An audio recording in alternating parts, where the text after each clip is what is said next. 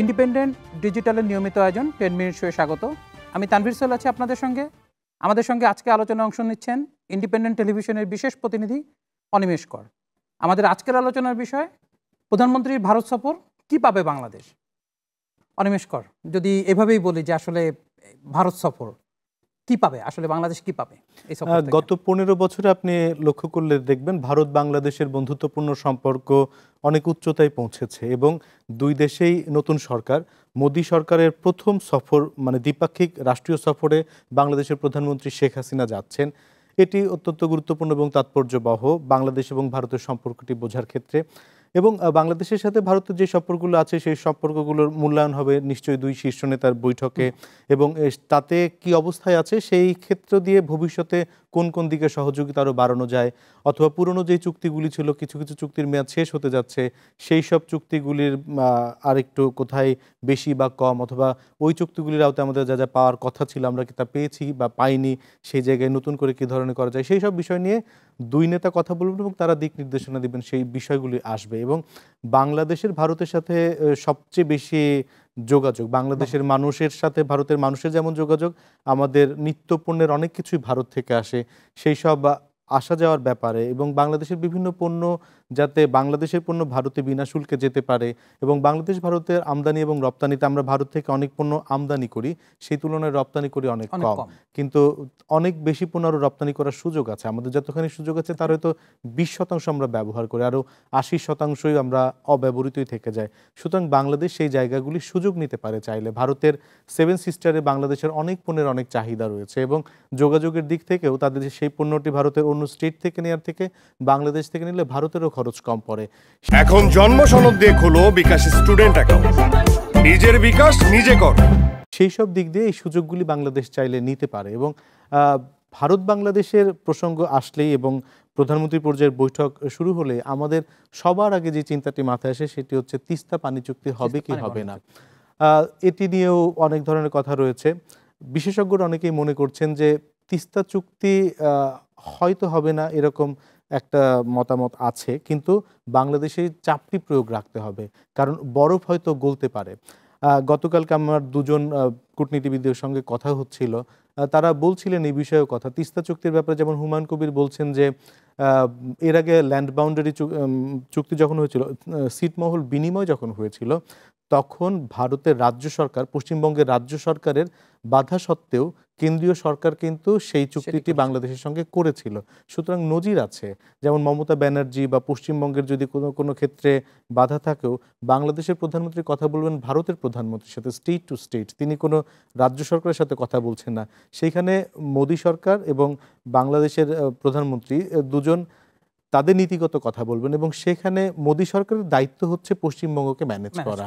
সেটি তিনি কিভাবে করবেন সেটি তার ব্যাপার, কিন্তু বাংলাদেশে সেই চাপটি রাখতে হবে। এবং কেন্দ্র সরকার চাইলে তার অনেক ধরনের ওয়ে আউট আছে, যদিও তারা রাজ্য সরকারকে পাশ কাটিয়ে সাধারণত কিছু করতে চায় না, কিন্তু তার পক্ষে করাটি সম্ভব।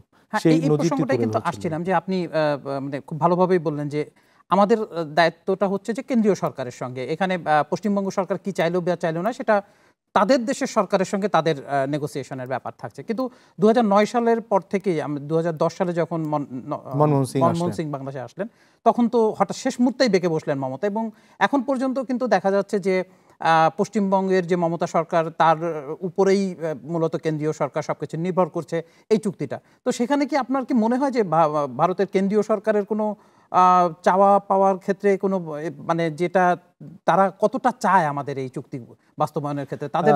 আমি বিভিন্ন সময় মাননীয় প্রধানমন্ত্রী শেখ হাসিনার সঙ্গে দিল্লি সফর করেছি। মোদির এর আগে একটি সফরে তখন নরেন্দ্র মোদী নিজেই বলেছিলেন তার সরকারের মেয়াদকালের এবং প্রধানমন্ত্রী শেখ হাসিনা সরকারের মেয়াদকালেই এই চুক্তিটি হবে, কিন্তু তারপরেও তার 5 বছর চলে গেছে, নতুন সরকার এসেছে। আমরা ধারণা করি যে সেই মোদী সরকারই আবার রয়ে গেছে এবং শেখ হাসিনা সরকার রয়ে গেছে। সুতরাং মোদির যে কমিটমেন্ট, সেই কমিটমেন্ট মোদিকে আসলে পূরণ করতে হবে। হ্যাঁ, এবং তিনি যেহেতু বলেছেন যে তার মেয়াদকালেই হবে, তার এই মেয়াদকালে হবে বলে আমরা আশা করি। যেমন গতকালকে আমার কথা হচ্ছিল মমতাজ হোসেনের সাথে, সাবেক কূটনীতিক, তিনি বলছিলেন যে মমতার কাছে কিন্তু মমতার দিকে একটি চাপ ছিল, বিভিন্ন পর্যায় থেকে একটি চাপ ছিল যেন তিস্তা চুক্তি না হয়, কিন্তু পরিবর্তিত জিওপলিটিক্যাল অবস্থায় সেই চাপটি আর এখন নেই। এখন মমতাও কিছুটা নমনীয় হতে পারে এই চুক্তি বাস্তবায়নের ক্ষেত্রে, সেক্ষেত্রে আমাদের দুই দিক দিয়ে খেলতে হবে। আসলে ভারতের রাজ্য সরকারের সাথেও এক ধরনের নেগোসিয়েশন আমাদের করতে হবে এবং ভারতের যে কেন্দ্রীয় সরকার তাদের সাথেও নেগোসিয়েশন করতে হবে। হয়তো এবারের প্রধানমন্ত্রী দিল্লি সফর এটি হবে না, এটি অনেকটাই কার্টিসি কলন, কারণ নতুন সরকার আসার পরে তিনি যাচ্ছেন। এটি এক ধরনের দুই সরকারের মধ্যে যে বন্ধুত্ব, সেই বন্ধুত্বের জানান দেওয়া। কারণ যখন শপথ অনুষ্ঠানে প্রধানমন্ত্রী শেখ হাসিনা গিয়েছিলেন সেই সময়ই মোদি তাকে এই সফরের জন্য আমন্ত্রণ জানান এবং সেই আমন্ত্রণটি তিনি গ্রহণ করেছিলেন আওয়ামী লীগের প্রতিষ্ঠাবার্ষিকী 23 তারিখে। সুতরাং তার এই সফরটি খুবই সীমিত হচ্ছে। তিনি 21 তারিখ অর্থাৎ আগামীকালকে যাচ্ছেন এবং 21-22 শনিবারে ফিরে আসছেন এবং শনিবারই তার সঙ্গে বৈঠক হবে ভারতের প্রধানমন্ত্রীর, ভারতের রাষ্ট্রপতির, ভারতের পররাষ্ট্রমন্ত্রীর সঙ্গে অবশ্য শুক্রবারে যাওয়ার পরপরই সন্ধ্যায় বৈঠক হবে। এবং এই সফরে কিন্তু প্রধানমন্ত্রী শেখ হাসিনাকে তারা যথেষ্ট সম্মানও দেবেন। তাকে লাল গালিচার সংবর্ধনা দেওয়া হবে, গার্ড অব অনার দেওয়া হবে ভারতের রাষ্ট্রপতি ভবনে, এটি শনিবার সকালে, এবং সেখানে মোদি উপস্থিত থাকবেন এবং মোদির সাথে পরবর্তীতে তার বৈঠক হবে। সেই সব বৈঠকে আসলে বাংলাদেশ এবং ভারতের মধ্যে এই পিপল টু পিপল কানেক্টিভিটির একটি বড় জায়গা হচ্ছে আমাদের ভিসা প্রক্রিয়া। আপনি জানেন যে ভিসা প্রক্রিয়াটি ভারত এখন একটু লেন্দি প্রসেসে চলে যাচ্ছে, সাধারণ মানুষের ভিসা পেতে অনেক কষ্ট হচ্ছে। সেই জায়গায় বাংলাদেশের পক্ষ থেকে একটি চাপ থাকবে যে ভিসা প্রক্রিয়াটি যেন সহজতর করা হয়।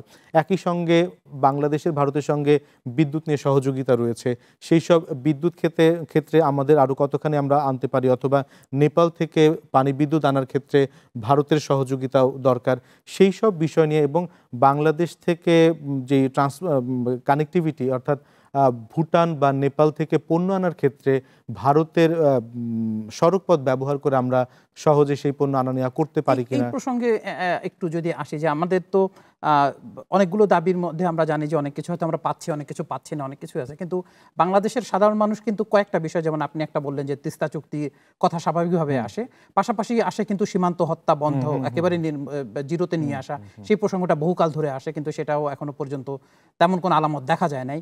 তৃতীয়ত আপনি যেটা বলছিলেন যে ভারতের কিছু অংশ ভূখণ্ড ব্যবহার করে, বিশেষ করে নেপাল যেখানে যেতে মাত্র 23 কিলোমিটার পথ, যদি তারা এই করিডোরটা আমাদেরকে ব্যবহার করতে দেয় তাহলে কিন্তু নেপালে যাতায়াতটা আমাদের জন্য সহজ হয়, ভুটানে যাতায়াতও আমাদের এখান থেকে সহজ হয়, কিন্তু এই জিনিসগুলো তো আমরা পাচ্ছি না ভারতের কাছ থেকে দীর্ঘদিন ধরেই। সেজন্য কূটনীতিবিদরা বলছেন যে সেই সব জায়গায় সরকারের আরও কূটনৈতিক তৎপরতার নেগোসিয়েশনটা একটু বাড়ানো দরকার এবং সেটি মোদি সরকারের সঙ্গে সেই বৈঠকে এইসব বিষয়গুলি উঠবে এবং সেটি ওঠাই স্বাভাবিক। আর সীমান্ত হত্যার কথা আপনি যেটি বলছিলেন, এটি আসলে ভারত সরকার আরও এই ব্যাপারে তাদেরকেই ব্যবস্থাটি নিতে হবে, কারণ বাংলাদেশের বিজিবি কিন্তু আপনি কখনো শুনতে পাবেন না গুলি করে একজন ভারতীয় হত্যা করেছে, কিন্তু আমরা মাঝে মাঝেই দেখতে পাই যে বর্ডার বিএসএফ, ভারতের বর্ডার গার্ড, তাদের গুলিতে আমাদের এই অঞ্চলের মানুষজন মারা যাচ্ছে এবং তাদের লাশগুলি আবার আমাদের নানা নেগোসিয়েশন করে সেখান থেকে নিয়ে আসতে হয়।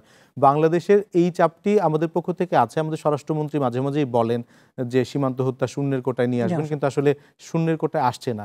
ভারত সরকার যদি আরো উদ্যোগী হয়, কেন্দ্রীয় সরকার যদি এখানে একটি কড়া নির্দেশনা দেন, আমার মনে হয় না ভারতের কেন্দ্রীয় সরকার যদি সেই রকম নির্দেশনা দেন এই সীমান্ত হত্যা বন্ধ খুব বেশি কঠিন হবে। একটা প্রসঙ্গ তো স্বাভাবিকভাবে আসে যে ভারত বাংলাদেশের সম্পর্কটা তো আসলে সেই আমাদের জন্মলগ্ন থেকেই, মুক্তিযুদ্ধ থেকেই যদি বলি, কিন্তু দেখা যাচ্ছে যে সাধারণ মানুষের যে প্রত্যাশার জায়গাটা, আপনি বললেন যে ভারত সরকার যদি কেন্দ্রীয়ভাবে নির্দেশনা যায় যে কোনো হত্যা হবে না, তাহলে এটা আসলে বন্ধ হওয়ার সুযোগ আছে। তারপরে বাংলাদেশের মানুষ যে ছোট ছোট বিষয়, ভিসা যেটা আপনি বললেন যে ভিসা জায়গাটা যদি একটু সহজ প্রক্রিয়া হয়, ভিসা তাদের মতো করেই তারা দিবে, কিন্তু প্রক্রিয়াটা যদি আরও সহজ হয় সেটা বাংলাদেশের মানুষের জন্য ভালো হবে।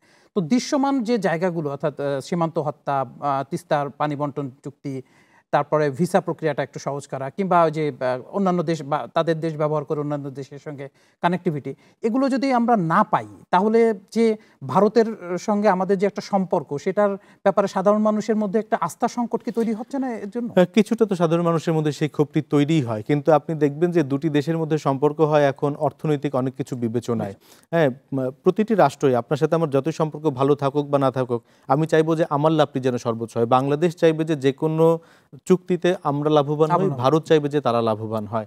ভারত আমাদের কাছে যে পণ্যগুলি দেয় তাদের নিশ্চয়ই আমাদের বিনা পয়সায় দেয় না, আমাদের সেটি কিনেই আনতে হয়। কোনো ক্ষেত্রে আবার বন্ধুত্বের সহযোগিতা, যেমন তিস্তা চুক্তিটি যে কারণে হচ্ছিল না, হুমায়ুন কবিরের সঙ্গে গতকালকে আমরা কথা বলছিলাম, উনি বলছিলেন যে এখানে সদিচ্ছার একটি বড় ধরনের বিষয় রয়েছে এবং সেই সদিচ্ছাটি যদি থাকে কেন্দ্রীয় সরকারের অথবা রাজ্য সরকারের, তাহলে অনেক বাধাই অতিক্রম করা যায়। সুতরাং এই যে বিভিন্ন চুক্তিগুলি হচ্ছে না, সেক্ষেত্রে নিশ্চয়ই সদিচ্ছার কিছু ব্যাপার আছে, কিছু রাজনৈতিক ব্যাপার আছে, সেগুলি ওভারকাম করতে হবে। কিন্তু বাংলাদেশ এবং ভারতের মানুষের মধ্যে খুব বেশি অসন্তোষ তৈরি হবার কারণ নেই, এই কারণেই যে আমাদের দুই দেশের যে সম্পর্ক, এই সম্পর্ক আসলে ভালো রাখা দুই দেশের জন্যই জরুরি। যেমন বাংলাদেশের ভারতের 7 সিস্টার অস্থিরতা যখন ছিল, তার একটু বড় কারণ ছিল বাংলাদেশে তাদেরকে অভিযোগ রয়েছে যে শেল্টার দেওয়া হতো বিভিন্ন। প্রথমত শেখ হাসিনা ক্ষমতায় এসেই সেটি বন্ধ করেছেন, যে কারণে ভারত সরকার এই যে নিরাপত্তা ইস্যুটি তাদের কাছে সবচেয়ে বড়, তারা চায় যে তাদের এই 7 সিস্টার সহ ভারত যেন নিরাপদে থাকে। সেই কারণে তাদের দেশের কোনো বিচ্ছিন্নতাবাদীকে যেন বাংলাদেশের মধ্যে প্রশ্রয় দেয়া না হয়, এবং সেটি নিশ্চিত করা হয়েছে বাংলাদেশের পক্ষ থেকে যে কোনো সন্ত্রাসবাদীকে বাংলাদেশ কখনো প্রশ্রয় দেবে না এবং বাংলাদেশ দেয় না। বাংলাদেশ তো অনেক কিছু দিচ্ছে, এবং মাননীয় প্রধানমন্ত্রী এখানে বলছেন যে ভারতকে আমরা যা দিয়েছি, ভারত কৃতজ্ঞতা থাকা তাদের স্বাভাবিকভাবে। একটা ছোট প্রসঙ্গ আজকে দেখলাম যে ওবায়দুল কাদের একটা কথা হঠাৎ করে বললেন, যেখানে বিএনপি প্রায় 17 বছর ক্ষমতায় নাই, বাইরে তাদের রাজনৈতিক কর্মকাণ্ড খুব বেশি জোরালো না। তারা বলছেন যে ভারতের সঙ্গে এক ধরনের বৈরিপূর্ণ আচরণ করে বিএনপি এদেশের সাথে সম্পর্ক নষ্ট করার চেষ্টা করছে। এই কথা হঠাৎ করে আসলো কেন? এই কথা কিন্তু হঠাৎ করে না। বাংলাদেশের রাজনীতি কিন্তু ভারতের পক্ষে, ভারত বিরোধী, এই রাজনীতি খুবই স্পষ্ট। ওবায়দুল কাদের আজকেও বলেছেন যে বিএনপি সরকারের সময়, জাতীয় পার্টির সরকারের সময় ভারতের সাথে বাংলাদেশের সম্পর্ক খারাপ ছিল এবং সেই কারণে বাংলাদেশ নানা দিক থেকে লুজার হয়েছে। এবং আওয়ামী লীগ সরকার ক্ষমতায় এসে ভারতকে সে আস্থায় নিয়ে এসেছে, সেই বন্ধুত্বপূর্ণ সম্পর্ক তারা নিয়ে এসেছে এবং তারা বিভিন্ন কিছু আদায় করেছে। যেমন গঙ্গা পানি বন্টন চুক্তি, সেটি আওয়ামী লীগ সরকারের সময় হয়েছিল 96 সালে, সেটি কিন্তু মেয়াদ শেষ হয়ে যাচ্ছে এবার 2026 সালে, এবং সেই গঙ্গা পানি বন্টন চুক্তিটি আবার নবায়ন করতে হবে এবং সেই চুক্তিতে আমাদের যেই পানি পাবার কথা সেই পানি যেন আমরা পাই। এবং বিভিন্ন ক্ষেত্রে ভারত কিন্তু এখন ফারাক্কা বাঁধ পর্যন্ত পানি আসার আগেই বিভিন্ন বেসিনে সেই পানিটি আটকে রাখে। সুতরাং এই পানির ফ্লোটি যাতে স্বাভাবিকভাবে আসে, সেটির কথাও কূটনীতিবিদরা বলছেন যে সেই চুক্তিতে এই বিষয়গুলিও যেন স্পষ্ট করা হয়। সুতরাং ওবায়দুল কাদের আজকে যে কথাগুলি বলছিলেন যে বিএনপির পক্ষ থেকে বারবারই ভারত বিরোধিতার একটি যুজু তোলা হয় এবং ভারতকে এক ধরনের শত্রু রাষ্ট্র হিসেবে দেখানোর চেষ্টা করা হয়, এটি আসলে রাজনৈতিক কারণেই করা হয়, কিন্তু সেটি করে বাংলাদেশ আসলে লাভবান হয় না। বরঞ্চ ভারতের সাথে বন্ধুত্বপূর্ণ সম্পর্ক বজায় রেখে আমরা যেমন আমাদের ছিটমহলগুলি বিনিময় করতে পেরেছি, বিভিন্ন ক্ষেত্রে নানা ধরনের আমরা বিনা শুল্কে ভারতে বিভিন্ন পণ্য এখন বাংলাদেশ থেকে কিছু পণ্য যায়, এরকমভাবে বাংলাদেশ থেকে আরও বেশি পণ্য যদি বন্ধুত্বপূর্ণ সম্পর্কের মধ্যে দিয়ে যায়, ভারত থেকে যদি আমরা আরেকটু বেশি বিদ্যুৎ আনতে পারি অথবা করিডোরগুলি আমরা যদি ব্যবহার করতে পারি বন্ধুত্বপূর্ণ সম্পর্ক বজায় রেখে, সেটি বাংলাদেশের জন্য লাভবান হবে। সেটি বলছিলেন। এত বড় প্রতিবেশী রাষ্ট্রকে তো অস্বীকার করে কোনোভাবেই সামনে এগিয়ে যাবে না। ধন্যবাদ অনিমেষ কর আমাদের সাথে যোগ দেওয়ার জন্য। দর্শক, এই ছিল আমাদের এখনকার মতো আয়োজন। দেখা হবে পরের পর্বে, রবি থেকে বৃহস্পতি। থাকুন ইন্ডিপেন্ডেন্ট ডিজিটালের সঙ্গে, থাকুন ইন্ডিপেন্ডেন্ট টেলিভিশনের সঙ্গে।